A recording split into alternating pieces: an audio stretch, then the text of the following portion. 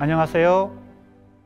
이번 학기에 현대비평론 강의를 진행하게 되었습니다. 오늘은 개강 첫 시간인데요. 한 학기 동안 현대비평론 강의를 어떻게 진행할지 강의 소개를 중심으로 첫 시간을 진행하도록 하겠습니다. 이미 강의 계획서가 고려대학교 포털 사이트에 공지되어 있습니다. 그리고 블랙보드에도 우리 학생들이 여러 가지 강의 계획에 대해서 확인할 수 있습니다. 한 가지 유의할 점은 블랙보드 공지사항에 오늘 소개하는 강의 계획 이외에도 더 세부적인 공지사항들이 순차적으로 공지가 됩니다. 그래서 오늘 소개하는 이 강의 계획서는 한 학기 강의 전반에 대해서 압축해서 요약하는 것이고요. 이제 세부적인 이 공지사항은 그것이 이제 과제물 공지일 수도 있고 중간고사, 기말고사 공지일 수도 있고 출석과 관련된 공지일 수도 있고 이 모든 세부 공지사항들이 블랙보드 공지사항에 수시로 공지가 됩니다. 그래서 지금 우리가 오프라인으로 강의를 진행할 수 없는 상황이기 때문에 강의실에서 공지사항을 전달하지 못하고 이 블랙보드 공지사항으로 모든 공지사항이 전달되니까 우리 수강생들은 그 공지사항을 놓치지 않도록 그래서 잘 확인하도록 그래서 그것을 공지된 내용을 잘 확인하지 못해서 생기는 어떤 불이익이 있을 수도 있습니다. 그것을 오늘 첫 시간에 다시 한번 언급합니다. 자, 그러면 이번 학기 현대비평론 강의 전반적으로 어떤 계획을 가지고 진행되는지 먼저 살펴보겠습니다. 강의 개요입니다. 현대비평은 대학문 간의 의사소통을 담당하는 통합학문이다. 이렇게 지금 얘기하고 있습니다. 우리 현대 국어국문학과 전공은 크게 세 가지 세부 전공으로 나누어지는데요. 현대문학 이외에도 고전문학, 국어학 이렇게 크게 세 개의 전공으로 나누어집니다. 그 중에 우리는 현대문학을 지금 전공 과목으로 지금 현대문학 중에서도 또 현대시, 현대소설, 현대희곡, 현대비평 등등 또 세부 장르로 나누어집니다. 이 현대비평론이라는 이 전공 수업은 현대문학 전공 중에서도 현대비평이라고 하는 세부 전공 분야에 속합니다. 특히 현대비평은 다른 세부 전공에 비해서 통합학문이라는 속성을 강하게 가지고 있습니다. 왜 그럴까요? 현대비평은 기본적으로 현대시나 현대소설을 혹은 현대희곡을 비평하는 그런 속성을 가지고 있는데 그 비평이라고 하는 이 활동에 혹은 지적 작업의 특성상 다른 학문 이때 제 학문은 가장 기본적으로는 인문학이 되겠습니다.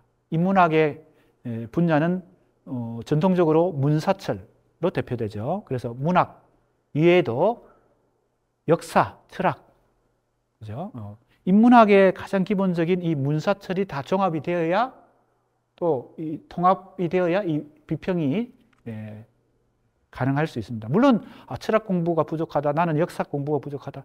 그래도 비평은 할 수 있습니다. 그렇기 때문에 이것은 일반적인 얘기이니까 그렇게 너무 심각하게 들을 필요는 없을 것 같습니다. 학제간이라는 것은 분과학문 혹은 세부전공 간 사이간자죠. 연구가 이 현대비평의 중요한 속성입니다. 통합학문이라는 뜻이나 학제간 연구라는 뜻이나 크게 다르지 않습니다. 요즘은 이 학제간 연구라는 용어 대신에 통섭이라는 용어도 많이 쓰고 융합이라는 용어를 많이 씁니다. 융합학문이라는 용어를 많이 씁니다. 사실은 그 뜻은, 속뜻은 거의 대동소이합니다. 통합학문, 학제간 연구 혹은 융합학문.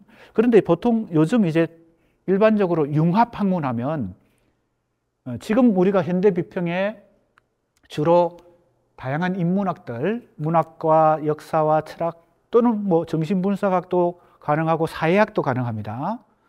지금 대체로 지금 내가 얘기하고 있는 이 융합은 인문학 내에서의 융합이죠.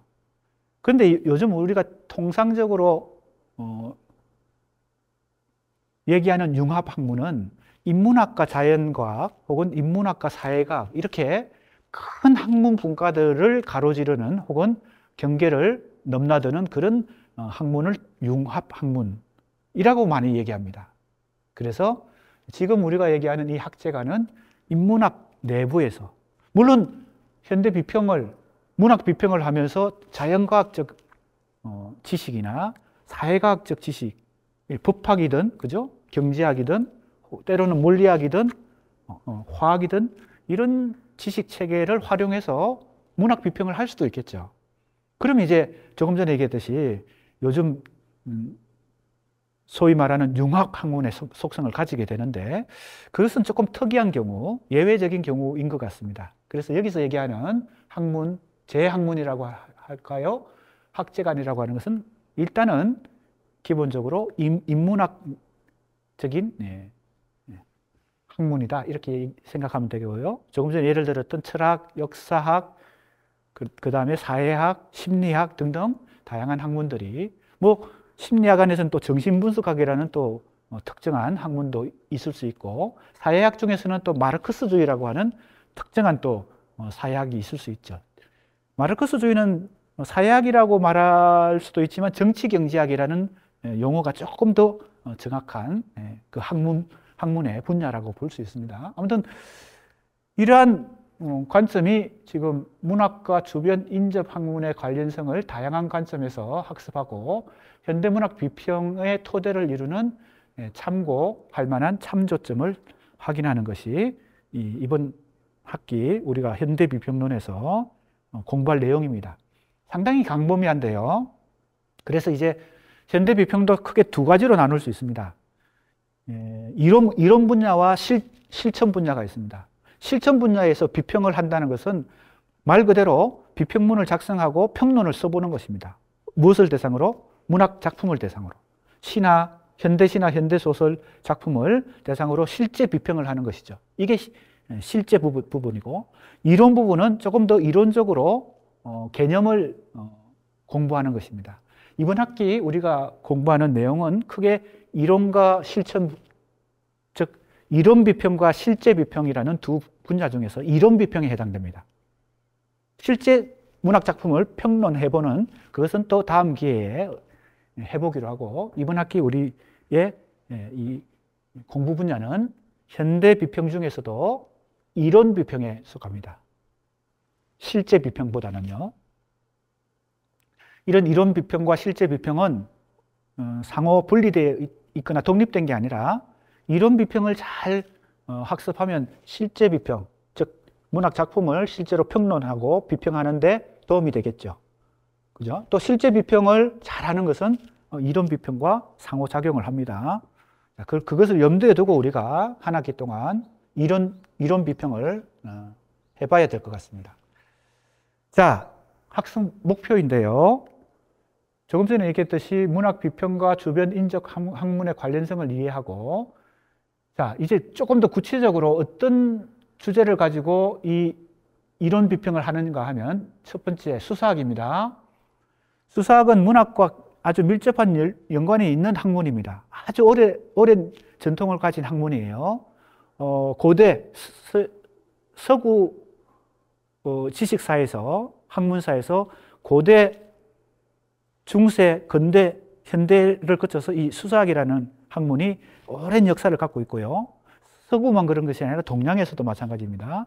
중국에서 수사학이 발달을 해서 한국과 일본에도 이 수사학이라고 하는 것이 하나의 학문으로 정립이 되고 오랜 역사를 갖고 있죠. 그 중에서도 논증의 수사학이라고 하는 것은 뭐냐? 현대 수사학 중에서 크게 문체의 수사학과 논증의 수사학으로 나눌 수 있는데, 그 중에 이제 우리가 이번 학기에 현대 비평과 접목할 수 있는 어떤 인접 학문으로 논증의 수사학이라는 학문 분야를 한번 공부해 보겠다는 것이고요. 그 다음에는 정신분석 비평. 이것은 프로이트와 락강으로 대표되는 정신분석이라는 지식체계를 현대 비평과 접목시켜 보겠다라는 것입니다. 자, 다 접목이라는 지금 단어를 내가 쓰고 있죠. 왜 그렇습니까? 현대문학이라는 학문 분야가 아닌 인접 학문 분야의 지식체계를 혹은 학문체계를 현대문학이라는 학문체계와 접목시켜보는 그 관점이 지금 이번 한 학기 내내 우리가 현대비평론이라는 과목에서 해보는 그런 내용입니다. 그 다음에 발트 벤자민이라는 독일의 철학자이자 문학비평가가 있습니다. 그의 언어 철학, 발트 벤자민은 현대 철학과 현대 비평에 아주 많은 영향을 준 그런 철학자이자 비평가인데, 그가 영향을 준 분야는 엄청나게 많습니다. 예를 들면 매체 이론, 매체라고 하는 게 미디어죠. 현대 매체 이론에도 꽤 많은 영향을 줬어요. 영감을 줬습니다. 그것이 바로 기술 복제 시대의 예술 작품이라는 유명한 논문이죠. 사진과 영화로 대표되는 기술 복제로 이 예술을 독자들에게 전달할 수 있는 그런 시대가 되면서 예술의 속성이 달라진다는 그런 어떤 관점으로 기술 복제 시대의 예술 작품이라고 하는 논문을 썼는데, 이것이 이제 현대 매체 이론, 미디어 이론에 상당히 원조에 해당되는 막대한 영향을 준 그런 이론이 되었죠. 그 이후에 많은 맥루한이라든지 키틀러라든지 많은 매체 이론가들이 등장해서 현대 매체 이론이 굉장히 지금도 발전을 하고 있죠. 그래서 벤자민은 그런데 지금 이제 매체 이론을 예를 들었지만 매체 이론뿐만 아니고 언어 철학, 그 다음에 문학 비평, 그리고 역사 철학 등등 다양한 분야에 상당히 새로운 관점을 제시한 선구적인 어떤 그런 역할을 했습니다. 그래서 그 중에 벤자민의 지금 소개했던 그런 이 다양한 이 분야들을 공부하는 것만 해도 꽤 많은 시간이 필요합니다. 그러니까 우리가 이번 학기에 벤자민만 공부하는 것도 아니니까 논증의 수사학도 공부하고 정신분석 비평도 공부하고 이제 벤자민도 공부하려고 하니까 그 중에 기본적인 언어 철학만 공부해 보겠다는 겁니다. 그래서 벤자민의 언어 철학. 그 다음에 이제 멜랑콜리라고 하는 것이 우리말로 번역하면 우울증인데, 이제 우울증이라는 것은 이제 사회 현상으로도 지금 우리가 많이 목격하는 것이고, 또 개인적으로도 우울증을 경험해 본 사람이 있을 수 있고, 이것이 일종의 병리 현상이지만 어디와 어느 학문 분야에서부터 파생된 이론인가 하면 이건 정신분석에서 파생된 이론입니다. 그래서 이것은 정신의학 혹은 임상에서도 중요하게 연구되고 있고, 또 임상이라고 하는 것은 실제 환자를 치료하는 그 영역을 임상이라 그럽니다. 의사들이 그죠? 우울증에 걸린 환자를 치료하는 과정이 임상입니다. 근데 이제 여기서 얘기하는 것은 굉장히 복잡하고 다양합니다. 단순히 환자를 치료하는 임상뿐만 아니고 문학과 예술에서 이 멜랑콜리라고 하는 이 인간의 이 정동이라는 용어를 요즘 쓰는데 감흥이라는 용어도 씁니다. 혹은 정서, 이 번역이 상당히 지금 논쟁이 많이 되고 있는 번역인데요. 이 멜랑콜리도 일종의 인간의 정서적인 측면에 속하죠. 그것이 이제 프로이트로부터 시작된 이 정신분석학에서 이 멜랑콜리를 좀 더 심층적으로 연구하기 시작했습니다. 그래서 그 프로이트 이후에 많은 또 연구자들이 이 인간의 이 멜랑콜리라는 현상이 앱을 심층적으로 분석하기 위해서 연구를 했죠.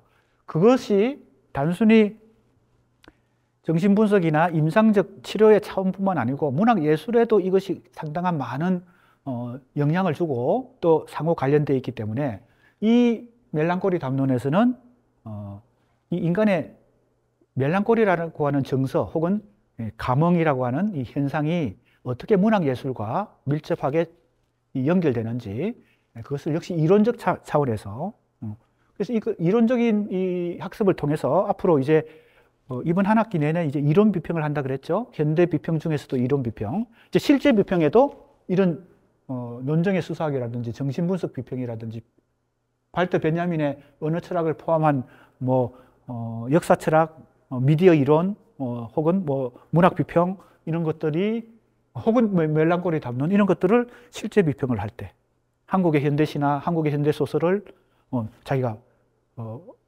비평을 쓰거나 평론을 쓰거나 혹은 논문을 쓸 때, 그죠? 연구자로서 논문을 쓸 때, 석사 논문, 박사 논문 이런 걸 쓸 때도 활용할 수 있습니다. 그렇죠? 그 다음에 가라타니 고진의 비평입니다. 가라타니 고진은 일본의 세계적인 문학 비평가이기도 하고 철학자이기도 한데 그의 철학적 이론이나 문학 비평이 한국에도 직접적인 영향을 줬습니다. 그래서 가라타니 고진이 어떤 주장을 했고 그의 주장에 대해서 우리 한국 문학이 어떻게 대응하는가 하는 것이 상당히 중요한 과제가 되고 있습니다. 이미 조금 이 가라타니 고진의 이 비평이 우리 한국에 영향을 준 것이 어느 정도 시기는 지났지만 지금도 어떻게 보면 그 가라타니 고진의 이론이 우리가 깊이 음미해보고 뭡니까? 연구해보고 그것을 어떻게 우리가 한국 문학이 이 가라타니 고진이 주장한 소위 말하는 근대문학의 정원입니다.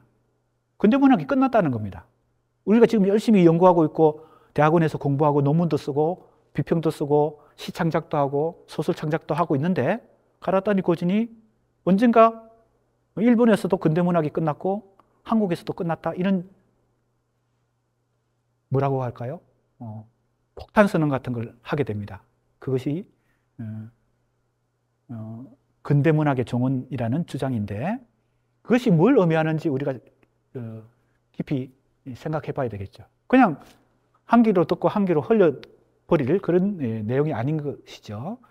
그걸 통해서 우리가 고민을 하고 일본의 문학과 한국의 문학과 중국의 문학, 그래서 이제 동아시아 문학 비교 연구를 하는 학생의 입장에서, 대학원생의 입장에서, 혹은 한국 문학을 연구하는 학생의 입장에서 과연 그것이 무엇을 의미하는지 우선 정확하게 알아야 됩니다.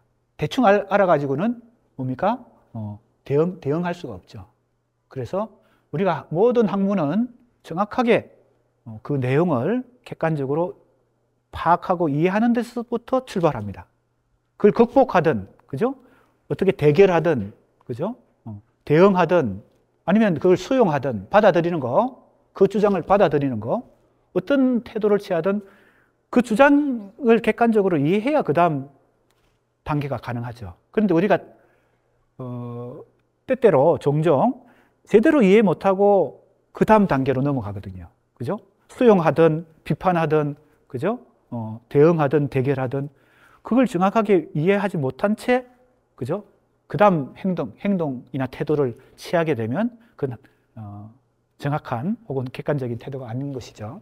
자, 이렇게 뭐 여러 가지 사실은 아주 다양한 분야인데 그것이 이제 이번 한 학기 동안 우리가 공부할 내용입니다. 이렇게 다양한 내용을 하는 이유는 이 지금 주제들이, 이 테마들이 한국에서뿐만 아니라 일본과 중국 그리고 동아시아뿐만 아니라 전 세계적으로 서구에서도 현대 비평에서 최근에 중요한 관심사입니다. 중요한 이슈들입니다. 그래서 뭐 철 지나간, 뭐 시대가 지나간 옛날 공부를 하는 것보다 생생한 현재적 이슈들을, 그죠? 현재적 논쟁점들을 공부하는 것이 더 생생한 공부가 되기 때문에 이런 주제들을 선택한 것이고요. 이 주제들은 이 교재로 선택한 이 책에 다 수록이 되어 있습니다. 그리고 이 책에는 이 하나, 둘, 셋, 넷, 5개의 주제 말고 더 많은 주제들이 수록되어 있습니다. 그러나 이 책에 수록된 이 많은 주제들을 다 한 학기에 공부하기에는 너무 벅차기 때문에 그 중에서도 우리 지금 학부 학생들이 조금 더 관심을 가지고 학습할 수 있는 이 5개의 테마를 선정한 것입니다. 이 책에 다 수록이 되어 있고요. 또 이제 앞으로 더 공부에 관심이 있거나 하는 학생들은 이 책에서 다른 테마들도 공부해 볼 수 있습니다.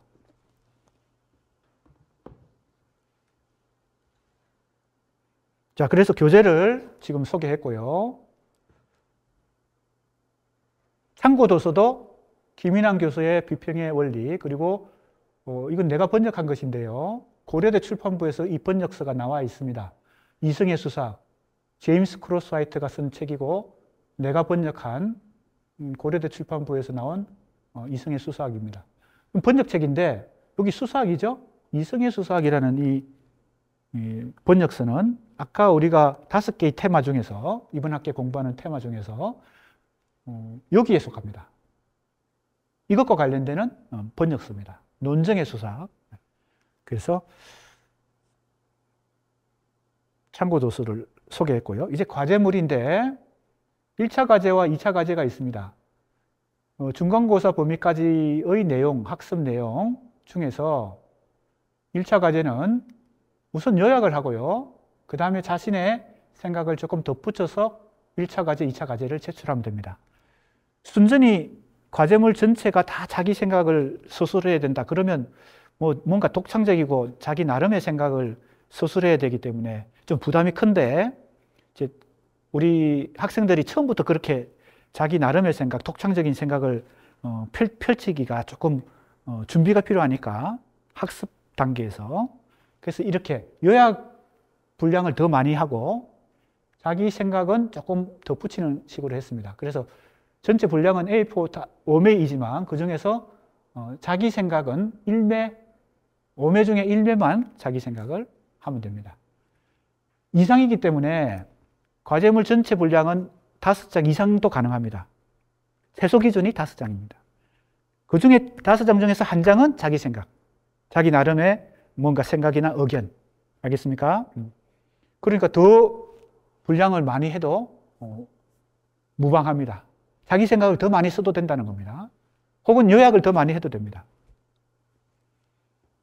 그래서 1차도 15점, 2차도 15점. 그래서 과제물 점수가 좀 많은 편입니다. 다른 과목에 비해서. 그래서 두 번의 과제물 15점씩 하면 이 과제물 점수가 30점이 되겠습니다.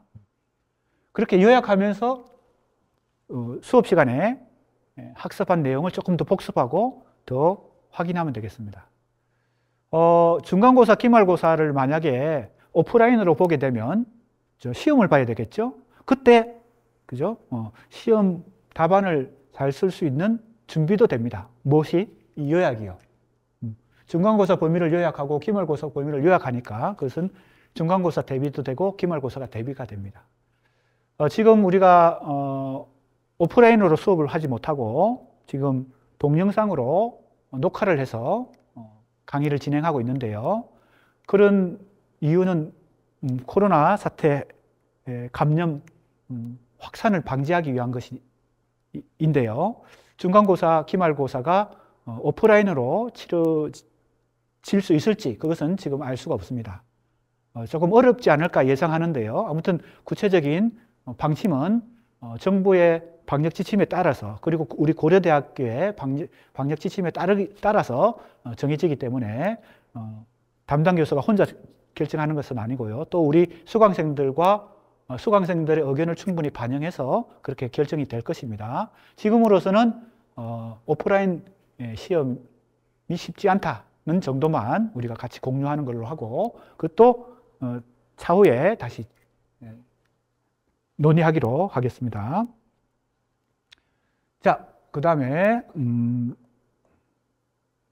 아까도 얘기했지만 이 과제물 세부 지침이나 세부 공지사항은 블랙보드 공지사항에 그때그때 다시 자세하게 공지가 되기 때문에 그걸 또 참고하면 되겠습니다. 평가 기준은 조금 전에 얘기했던 이 과제물이 1차 과제 15점, 2차 과제 15점 해서 30점이 되고요. 중간고사 30점, 기말고사 30점입니다. 이것이 이제 오프라인 시험으로 진행될지 아니면 과제물로 대체될지 그것은 조금 더 두고 봐야 될 것 같고요. 아무튼 30점, 30점입니다. 출석 20점입니다. 지금 현재 동영상 강의 진행은 블랙보드 상에서 동영상을 화요일 수업 75분, 목요일 수업 75분 이렇게 두 개 동영상이 올라갑니다. 그렇게 동영상 두 개를 일주일 간격으로 출석 인정 시간 내에 수강을 하면 동영상을 다 이렇게 수강을 하면 자동으로 출석 체크가 됩니다. 그래서 출석 점수가 형성되는데요. 현재 이 지각이라고 하는 것은 오프라인에서만 해당되는 것입니다. 이 지각은 이게 그래서 무시하면 되겠습니다. 결석 1회당 1점 감점입니다. 그래서 출석 10점이니까 자기가 동영상을 하나라도 일주일에 두 개가 올라가는데 하나를 안 듣게 되면 1점 감점이죠. 일주일 내내 두 개 다 안 듣게 되면 2점 감점입니다. 알겠습니까? 그럼 우리가 대체로 동영상이 총 16주 중에서 중간고사, 기말고사 빼고 14주 동영상이 올라가니까 14주 매주 두 개씩 올라가니까 24번의 그죠? 우리 동영상 수강 횟수가 되는데 24번 중에 한 번씩 결석할 때마다 1점씩 감점되면 총점 10점까지만 감점이 되는 것입니다. 그 이후에는 아무리 결석해도 더 감점할 수가 없습니다. 하지만 중요한 걸 한 가지 우리 학생들이 오늘 첫 시간 오리엔테이션 시간에 공지해야 되는데요. 물론 이제 블랙보드에도 올라갈 것입니다. 우리가 기본적으로 알아야 될 우리 수강생들이 알아야 되는 이제 출석 제도 중에 출석 미달이라는 제도가 있습니다. 한 학기 전체 수업 일수 중에서 3분의 1 이상 결석하게 되면 뭐 과제물이든 시험이든 다른 점수하고 상관없이 출석 미달이 되어서 과락이 됩니다. 즉 F가 나옵니다. 그럼 3분의 1이면 어떻게 될까요? 우리가 16주 중간고사, 기말고사까지 다 합산해서 그렇게 하는 것이 조금 더 학생들에게 유리하기 때문에 그러면 32회잖아요? 32회 중에 3분의 1이니까 어떻게 됩니까? 12번? 12번부터는 F가 된다는 겁니다. 결석을 10점까지는 감점이 되고요. 12번 이상 결석하면 F가 됩니다. 출석 미달로 3분의 1 이상 결석이 되니까요. 그것도 염두에 둬야 되겠습니다. 결석 1회당 1점씩 감점되는 것은 10점까지만 감점되지만 12회 결석하는 때부터는 F가 된다. 이해가 됐죠? 네. 그 다음에 이것도 이제 중간고사, 기말고사의 출제 경량인데요. 이건 이제 오프라인 시험일 경우에 해당되기 때문에 이제 지금은 이제 고려하지 않아도 되겠습니다. 이제 진도 계획입니다. 자, 오늘 지금 하고 있는 것이 강의 소개이고요. 1주에 화요일, 목요일 2번 수업이죠. 2주에도 2번 수업입니다. 3주에도 2번 수업이고요. 그렇게 해서 6주까지 지금 하나의 테마, 시학과 수사학이라는 테마, 논정의 수사학이라는 테마, 정신분석 비평이라는 테마, 이것을 각각 2주씩, 그러면 한 주에 2번 수업이 있으니까 화요일, 목요일, 하나의 테마마다 총 2주씩, 4번의 수업을 통해서 진도가 나간다, 이렇게 생각하면 되겠습니다. 그렇게 해서 중간고사까지 3개의 단원을 진도를 나간다. 그리고 과제물이 이 6주 차까지 과제물 마감이 되면 그 과제물에 대해서 요약 부분이 있고 자기 의견 부분이 있잖아요. 자기 의견을 중심으로 피드백합니다. 모든 수강생들의 과제물에 대해서 피드백하기는 시간상 어렵기 때문에 그 중에서 좀 선별해서 그죠? 조금 더 잘된 과제물에 피드백을 이 7주차 2번의 수업, 화요일 수업, 목요일 수업 2번에 걸쳐서 하고요. 8주차는 중간고사가 되겠습니다. 중간고사는 아까도 얘기했지만 오프라인 시험이 될 수도 있고 아니면 과제물로 대체될 수도 있겠습니다. 자, 중간고사 이후에는 또 역시 벤야민의 언어 철학 두 주, 그다음에 멜랑콜리, 멜랑콜리의 문학 비평과의 접목, 그다음에 가라타니 고진의 비판적 검토. 비판적 검토라고 하는 것은 아까도 내가 얘기했지만 가라타니 고진이 굉장히 획기적인 주장을 했는데, 충격적인 주장을 했는데, 그 주장에 대해서 객관적으로 잘 살펴보고 그의 주장이 왜 이런 주장을 하고 있는지를 우리가 잘 이해한 다음에 그걸 비판적으로 검토해 보겠다는 것이 이제 이 단원입니다. 이렇게 해서 또 세 개의 테마를 중간고사 이후에 공부한 후에 역시 14주차에 2차 과제물 마감이 됩니다. 그 제출된 과제물을 역시 선별해서 15주차 화요일, 목요일 두 번에 걸쳐서 피드백을 하도록 그렇게 하겠습니다. 지난 학기의 사례를 지난 학기 경험에 의하면 오프라인 시험을 보게 되면 이 시험만으로 이 8주차가 진행이 됩니다. 그런데 과제물로 시험이 대체가 되면 화요일, 목요일 수업 중에 한 번만 인정이 됩니다. 그 과제물이요. 과제물로 대체하는 것이요. 그래서 시험이 과제물로 대체되면 중간고사 기간 중간에 한 번은 수업을 진행해야 됩니다. 동영상으로.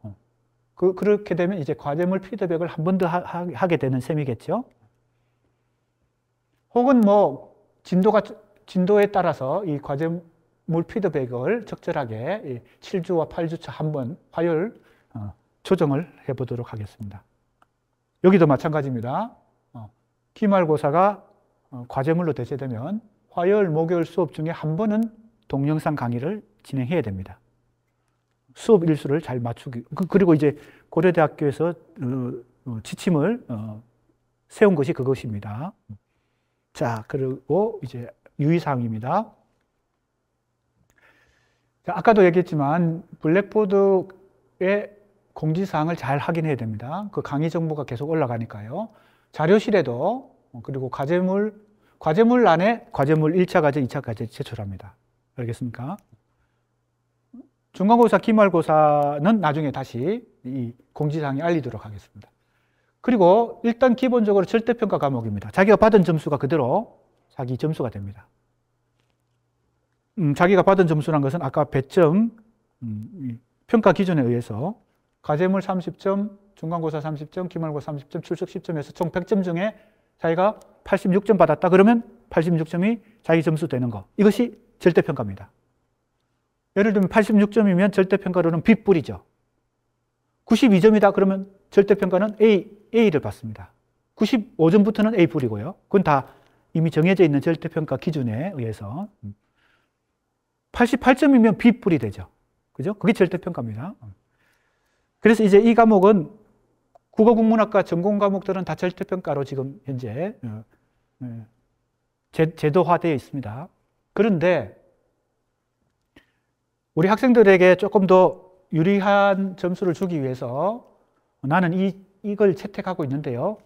매 학기 이렇게 채택하고 있는데 최종 점수 산출 결과 전체적으로 수강생들에게 상대평가가 유리하면 상대평가를 적용하고 비율이 허용하는 최대한 상향 조절한다. 이런 제도를 내가 채택하고 있습니다.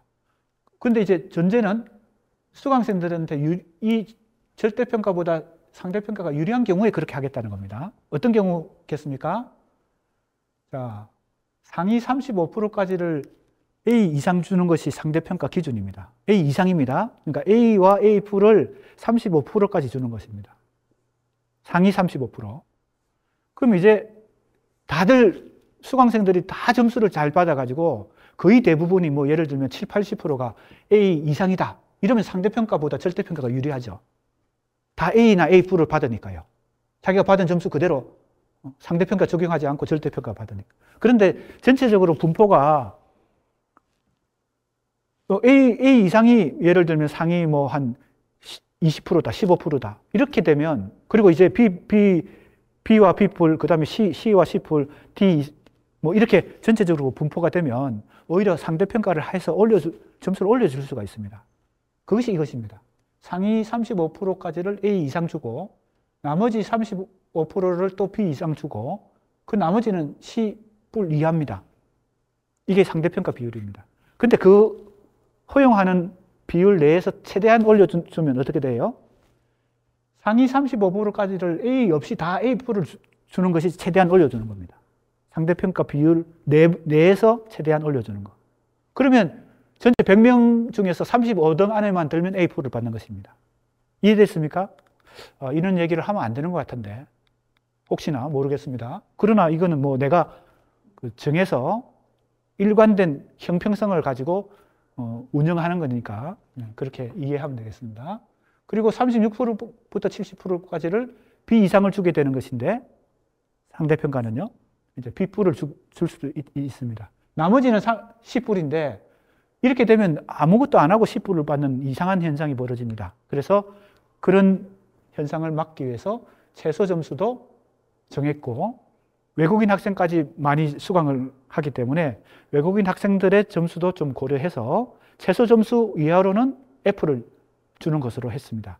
최소 점수조차 안 되는 학생에게 C뿔을 주는 것은 도덕적으로 해이해질 가능성이 높기 때문에 그렇게 채택을 했습니다.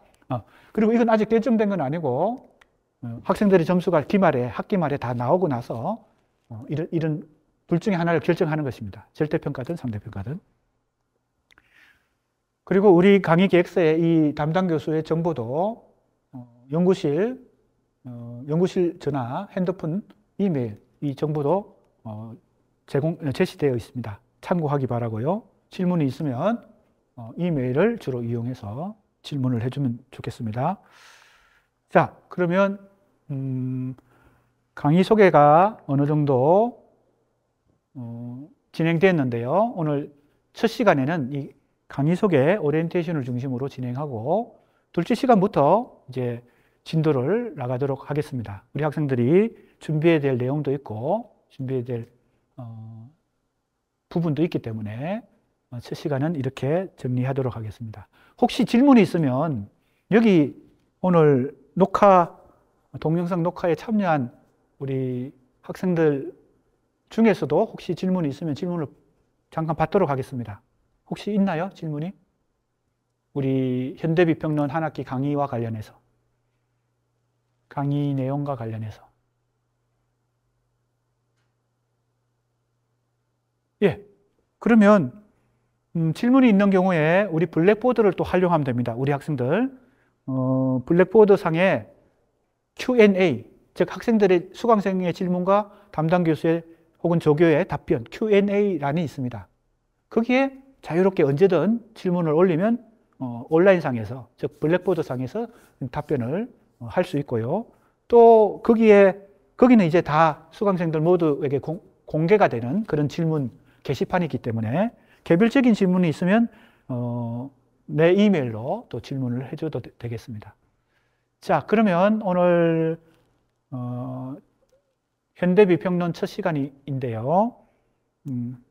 강의 계획서를 중심으로 한 학기 강의 계획을 소개하는 식으로 진행했습니다. 그러면 이것으로 마치도록 하겠습니다.